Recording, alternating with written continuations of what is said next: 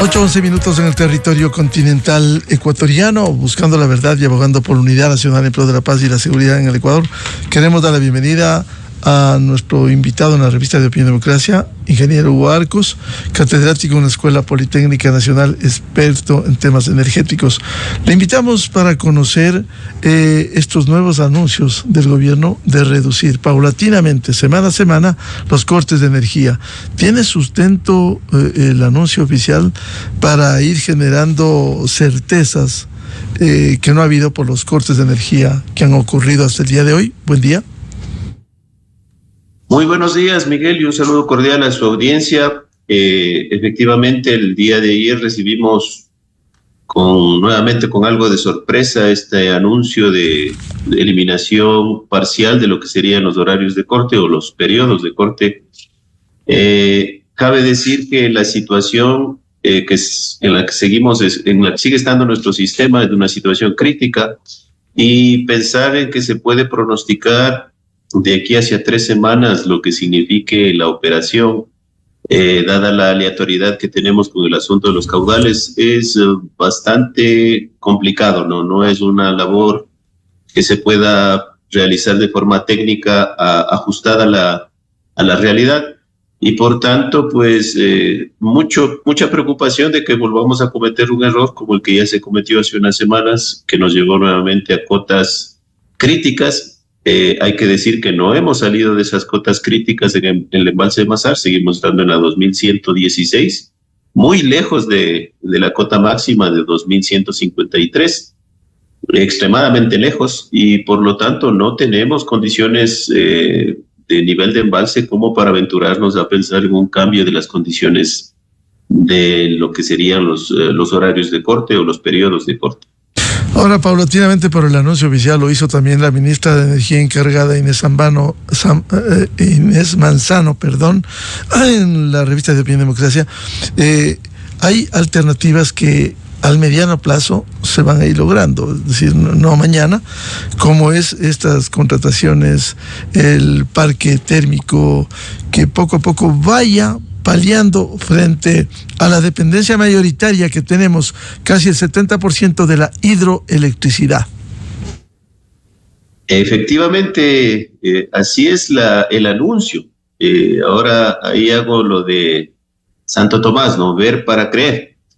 Tenemos que dar los pasos firmes cuando se trata de operación del sistema. El paso firme sería, una vez que tengo operativo de forma real e incorporada nueva generación térmica a mi sistema, solo en esas condiciones se pueden tomar las decisiones acertadas, 100% técnicas, en el sentido de ir eliminando cortes.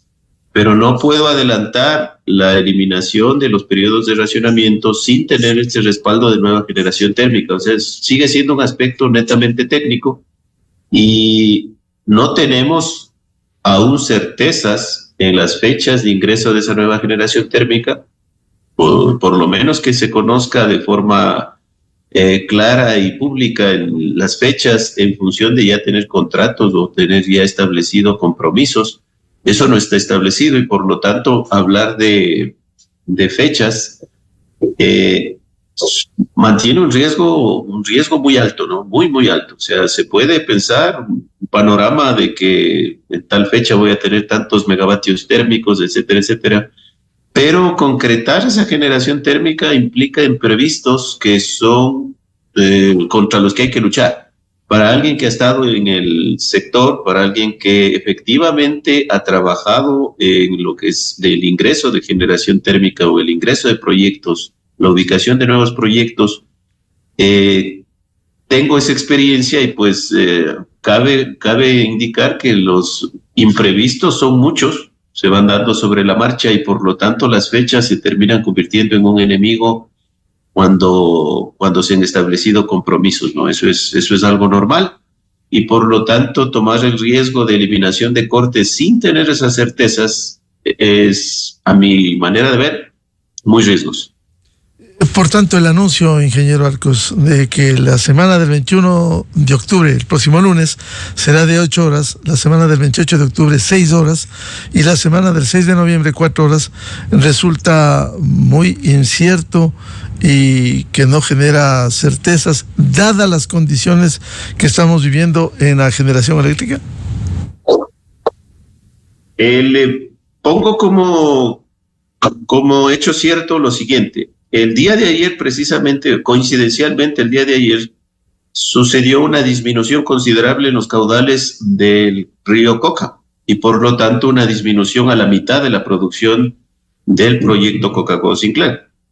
Veníamos teniendo una especie como de colchón de la generación del Coca-Cola Sinclair que venía colaborando para tratar de sacar de operación a la central Mazar y así almacenar más agua en el embalse de Mazar. Claro, me parece, ingeniero, que llegaron a 900 o 1000 megavatios de generación. Así es. Y ayer teníamos esta preocupación. Teníamos un buen aporte y ayer cayó a la mitad de ese aporte.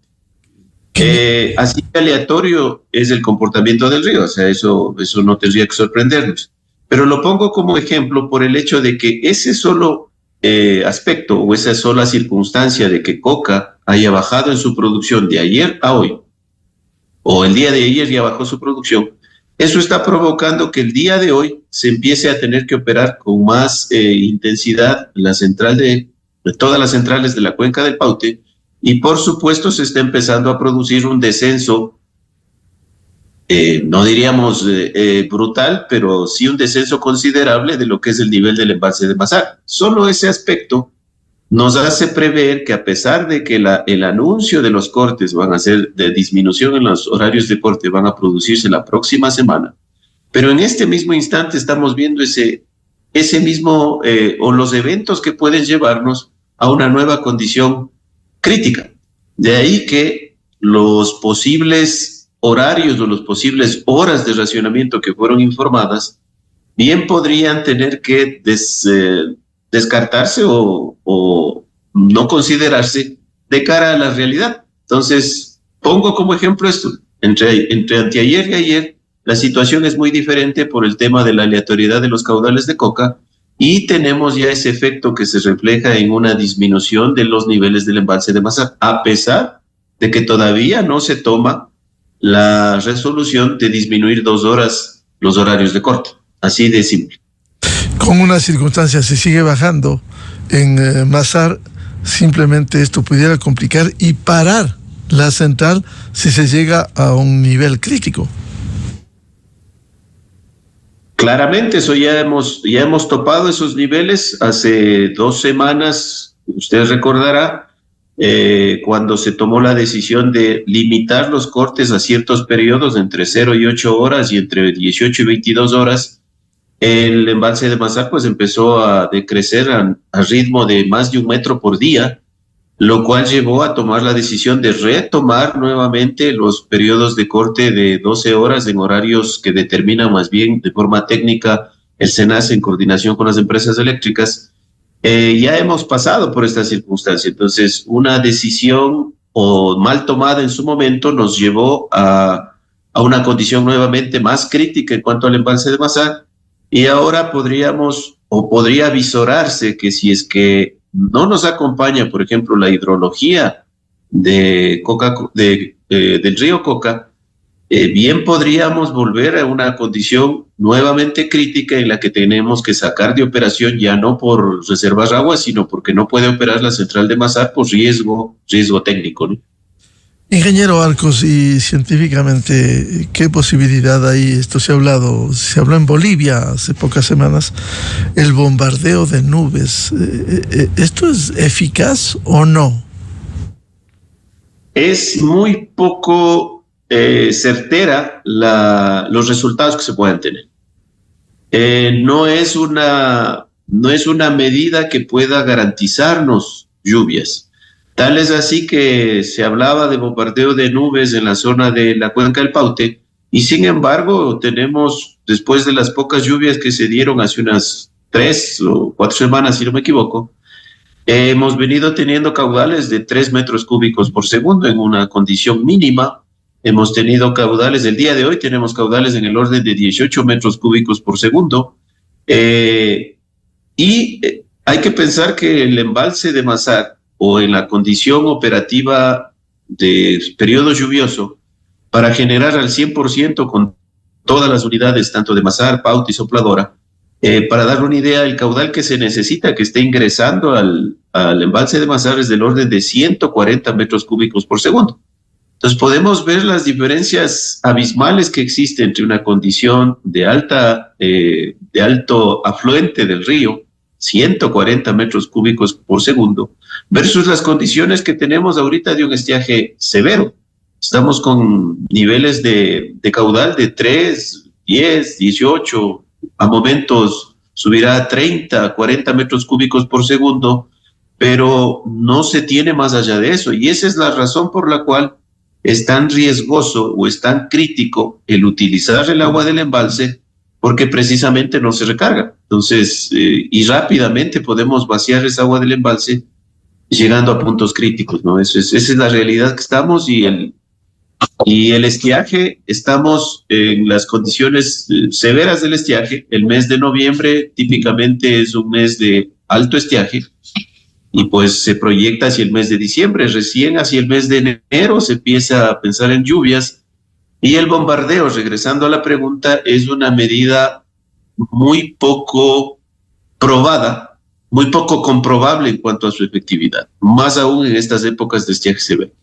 Mientras tanto, ¿se puede acelerar de alguna manera, a sabiendas de que hay soluciones no solo inmediatas, sino mediatas, a acelerar la adquisición de equipos, la generación térmica, las plantas geotérmicas, solar, eólica, fotovoltaica? ¿Se puede ir acelerando algo esto?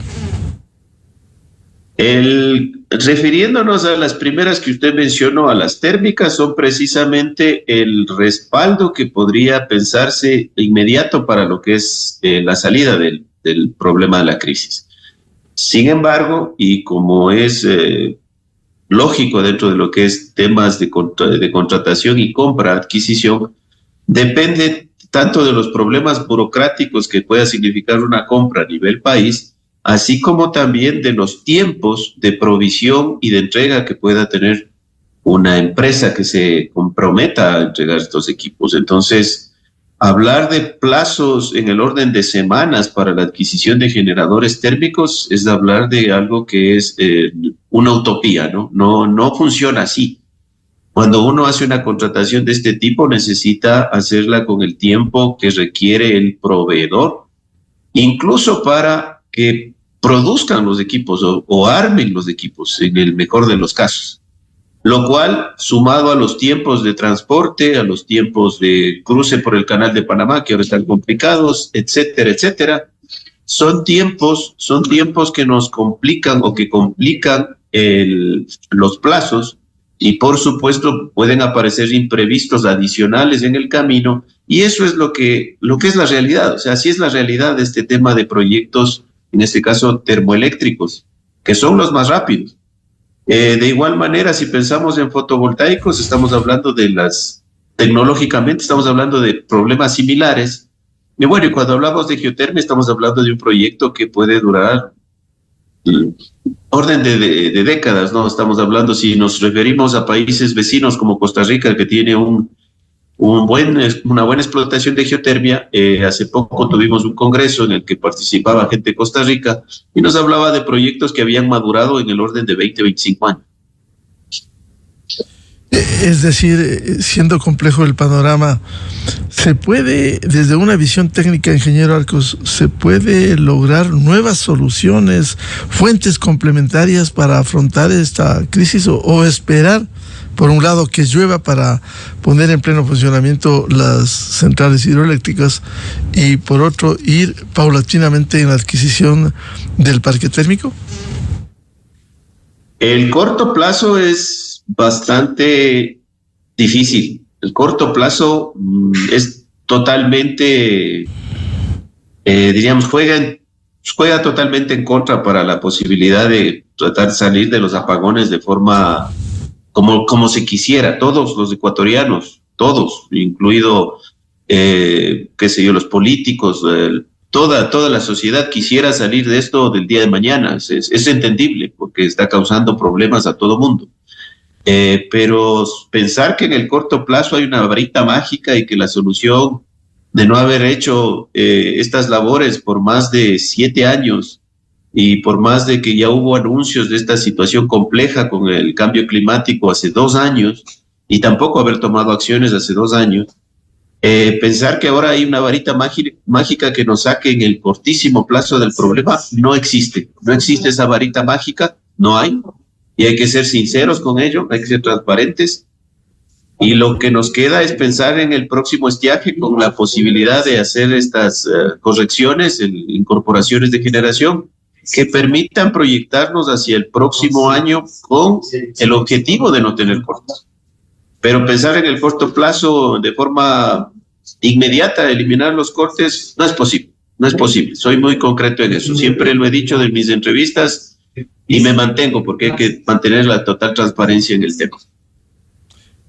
Lo importante será lo que venimos repitiendo, ingeniero Arcos, sentar las bases de una vez por todas para contar con una matriz energética equilibrada y no olvidarnos, porque eso ha pasado en todos los últimos gobiernos. Pasa el estiaje, vuelven las lluvias, llega la cota máxima de las centrales hidroeléctricas, se genera la electricidad y nos olvidamos hasta el próximo estiaje a fin de evitar que eso suceda. La transparencia es una medida que es la manera de salir. En primer lugar, la transparencia técnica, transparencia económica en el manejo del sector eléctrico. Hace pocos días, con el tema de la eliminación entre comillas, eliminación de los subsidios a las mineras, la representante de la Cámara de Minería decía una gran verdad, que si es que tenemos que pensar en una revisión de tarifas, tenemos que pensar que esa revisión de tarifas tiene que ser técnica y transparente para todos los ecuatorianos, no manejada de una manera política de ninguna manera, sino de una manera técnica, de tal forma que sea un justo pago por el servicio que estamos recibiendo y que ese justo pago cubra precisamente los costos, no solo de operación y mantenimiento como nos dejó la mala herencia un mandato constituyente, sino que cubra precisamente los costos de inversión. Solo de esa manera vamos a tener la posibilidad de inversión por parte del sector privado, de inversión por parte del sector público, porque nadie invierte en un negocio malo. Nadie se pone a invertir dinero para perder. Bueno, pero hay que decirle, ingeniero Arcos, a propósito de eso, el sector minero formal le ha ido muy bien, al punto que entrega millones de dólares en el pago de impuestos al servicio de rentas internas. Sí, le ha ido muy bien, pero no está bien el recibir un subsidio que pudiera homologarse incluso superior al de las residencias en el país. Si ellos están, está muy bien. No es tan así, mi estimado Miguel, no es tan así, Miguel. La palabra subsidio está utilizada como que si es que alguien le hubiese regalado algo a la minería. Tenemos que pensar que el esquema o la camisa de fuerza que nos dejó el mandato constituyente, que quitó del cálculo de tarifas los costos de inversión, le tendríamos que echar la culpa a ese mandato constituyente que obligaba a que la Agencia de Regulación y Control calcule tarifas considerando exclusivamente costos de operación y mantenimiento. Hay que ser claros en eso. Ahí está, obviamente, de por medio un subsidio que se quitó o que se estableció por el gobierno de la época con la finalidad de quedar o de dar la imagen o la idea de que prácticamente el Ecuador tenía exceso de generación y por lo tanto tenía la posibilidad de no cobrar los costos de inversión en la tarifa. Y de una manera mágica, porque ahí sí se lo hizo de una manera mágica, políticamente mágica, se eliminó el déficit tarifario. Usted recordará que hasta antes de eso existía un déficit tarifario que por lo menos mantenía la idea de una cuenta deficitaria de lo que significaba los costos de producción versus los real ingreso por tarifa. Ese mandato constituyente ingresó este subsidio, si es que le queremos llamar subsidio, de forma mágica, en el que a todos los ecuatorianos se nos empezó a regalar parte del servicio. Hay que ser claros. Entonces, si le queremos llamar subsidio, llamémosle como tal, pero que es general. Claro, sea subsidio o sea beneficio, pero no es lo mismo dar un beneficio al sector residencial que a empresas mineras muy bollantes. No. Es que ahí hay también una equivocación, Miguel. Las empresas mineras tienen la particularidad de que se conectan en extra alta tensión y por lo tanto no hacen uso de redes ni de subtransmisión ni de distribución. Eso es claro, eso es técnico. Y por lo tanto yo no puedo establecerle un cargo por una red que no use. Entonces, incluso Bueno, pero eso fue parte, podemos revisar parte de los contratos, de poner la línea de transmisión ellos. No, pero eso aceptado, Ecuacorriente aceptó, y lo dijo aquí esta semana la ministra de Energía encargada, lo aceptó Ecuacorriente. Miguel, pensemos en lo siguiente, no, tampoco yo me estoy poniendo de lado de dar mi criterio para defender a nadie. Yo lo que hablo es desde el punto de vista técnico. Ecuacorriente tiene que conectarse necesariamente a 230 kilovoltios por la carga que maneja. No porque quiera, ni porque eso esté establecido por un contrato. Desde el punto de vista técnico tiene que conectarse a ese nivel de tensión y por lo tanto se vio obligada a construir su propia línea de transmisión. Eso estamos claros. Desde ese punto de vista técnico no tenía posibilidad alguna de conectarse a redes de distribución ni de subtransmisión porque ni siquiera existían para que pueda conectarse. Ese es el primer punto. De ahí que entonces tiene que la componente de distribución y subtransmisión no puede cobrársele porque no tiene red de transmisión o subtransmisión por la cual pase la energía que le da servicio. Eso es así de claro. Y por lo tanto hay que cobrarle los componentes tarifarios que tienen que ver con generación y transmisión exclusivamente. Y de ahí el hecho de que salga una tarifa inferior a la que puede pagar un usuario doméstico o comercial. ¿Ya? Por ahí viene el tema de la diferencia. ¿Dónde está el problema? Que esas tarifas o los componentes de generación y transmisión no están calculados de acuerdo a la realidad. Pero eso no es que pidió o obligó el usuario, sino que está establecido por mandato constituyente. Entonces, claro, sí, esa fue una distorsión. Hemos hablado de esto con el economista Walter Respuri, que en su columna en El Universo nos recordaba, fue una gran distorsión quitar el mercado mayorista eléctrico en el Ecuador con el mandato constituyente del 2008. De cualquier manera, sí hubo un beneficio. Ahora, no es que me pusieron en el contrato y no tengo la culpa por el mandato constituyente. Un contrato firman las partes.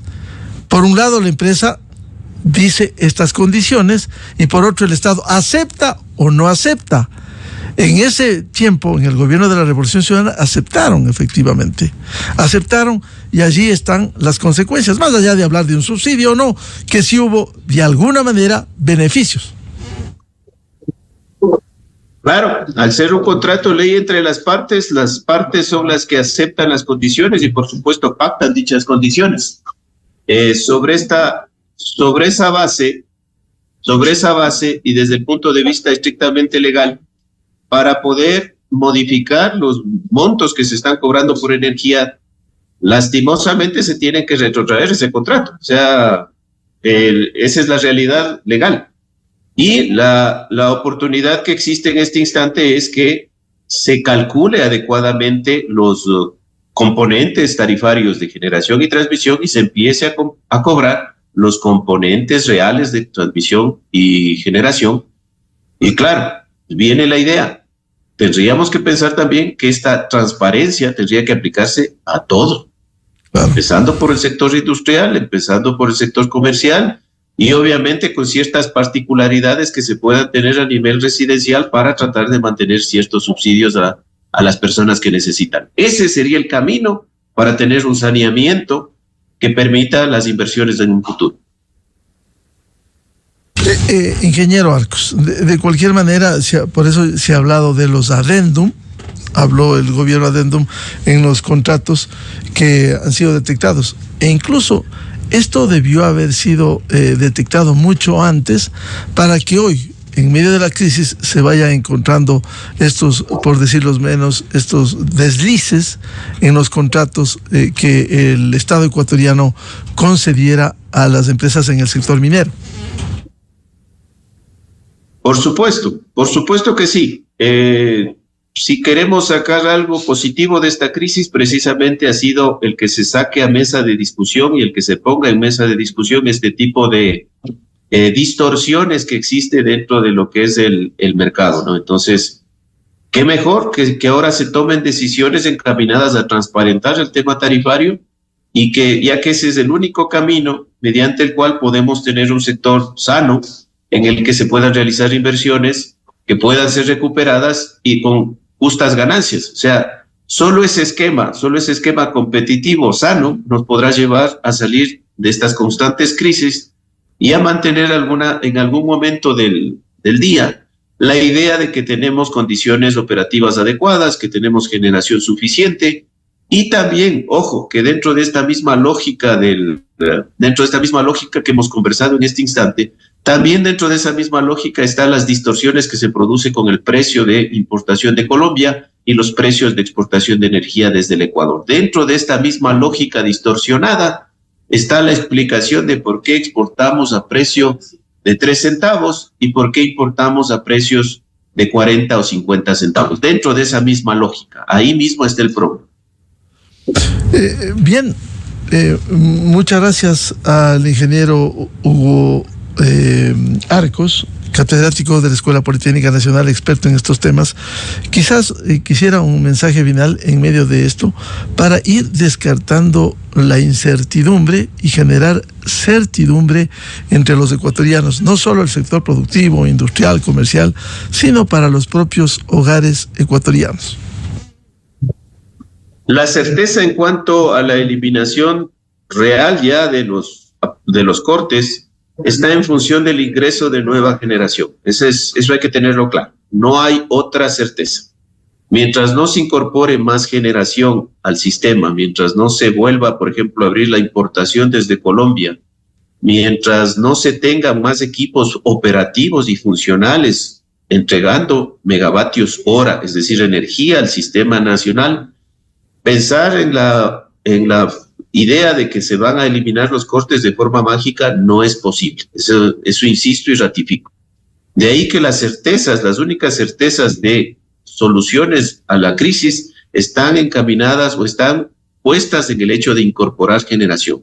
Cuando se tengan noticias reales, ciertas, del inicio de operación de proyectos como Toachi Pilatón, cuando empiece a entregar sus megavatios hora, cuando centrales térmicas nuevas empiecen a operar, no a instalarse, sino a operar, solo en ese instante tendremos certezas de que vamos a poder reducir los apagones y, por supuesto, salir de la crisis. Mientras tanto, ingeniero Arcos, lo único que hay que esperar es que llueva en las zonas de las centrales hidroeléctricas y aumente el nivel de agua en los embalses. El manejo del embalse tiene que seguir haciéndose de forma técnica y, por supuesto, también los aportes de las centrales de generación de pasada nos irán dando ciertas ilusiones en cuanto a que podemos disminuir cortes, pero se tiene que seguir haciendo de forma técnica y, obviamente, la idea es que si no se hacen esos esfuerzos técnicos, las condiciones pueden volverse más críticas y las consecuencias pueden ser aún peores. Bien, muchas gracias al ingeniero Hugo Arcos, experto en el tema eléctrico y catedrático de la Escuela Politécnica Nacional. Muy amable, Hugo, la atención a la revista de Opinión y Democracia. Muchas gracias, un buen día. Muy buen día. 8:40 en el territorio continental ecuatoriano. Vamos a una pausa y ya volvemos en la revista de Opinión y Democracia. Desde 1984 con Gonzalo Rosero. La revista de Opinión Democracia. Siempre líderes, siempre con